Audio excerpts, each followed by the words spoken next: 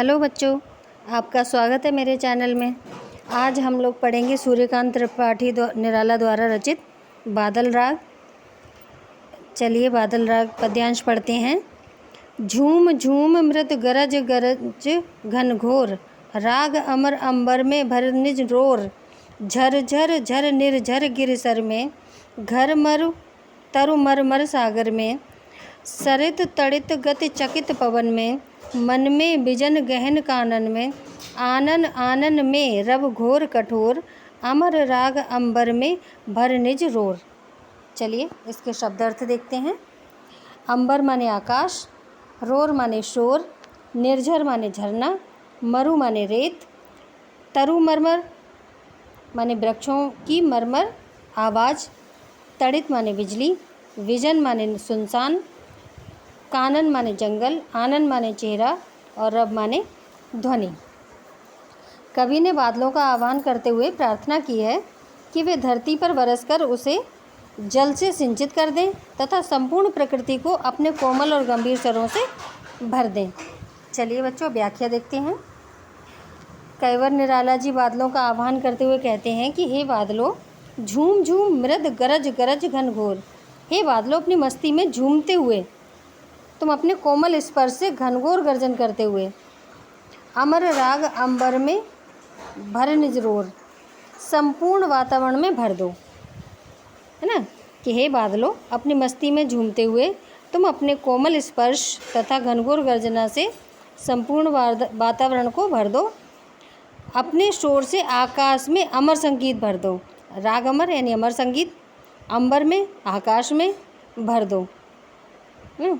अपने शोर से, रोर माने शोर, अपने शोर से आकाश में अमर संगीत भर दो। झर झर झर निर्झर गिर सर में, घर मर तरु मरमर सागर में। हे बादलों, धरती पर बरसो जिससे झरनों की झरझर ध्वनि पर्वतों और सरोवरों में भर जाए।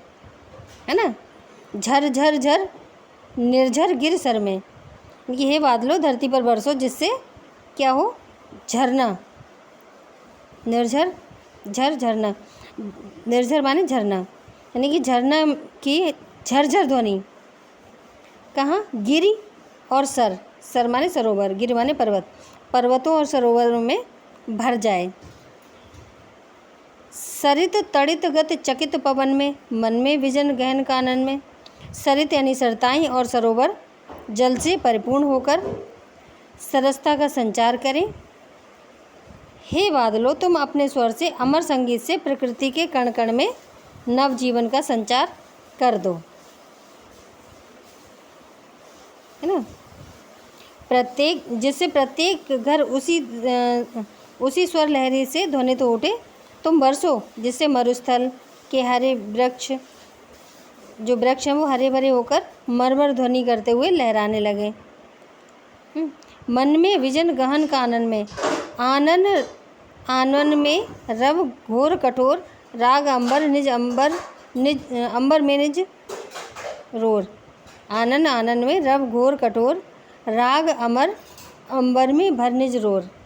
आगे कहते हैं कवि कि समुद्र नदी आदि में बिजली की गति भर जाए, उसके विकास की गति देखकर पवन भी आश्चर्यचकित हो जाए। प्रत्येक व्यक्ति के मन में सुनसान स्थानों यानी गहन जंगल, यह है ना कि मन में विजन गहन कानन में, यानी कि व्यक्ति के मन में सुनसान स्थानों गहन जंगल में तुम अपना अमर संगीत भर दो। प्रत्येक व्यक्ति के चेहरे को स्वभाव की सरलता और परिस्थितियों को सहन करने की कठोरता प्रदान करो। आनन आनन में रब घोर कठोर, है ना कि प्रत्येक, आनन माने मुख, यानी प्रत्येक व्यक्ति के चेहरे को स्वभाव की सरलता और परिस्थितियों को सहने की कठोरता प्रदान करो।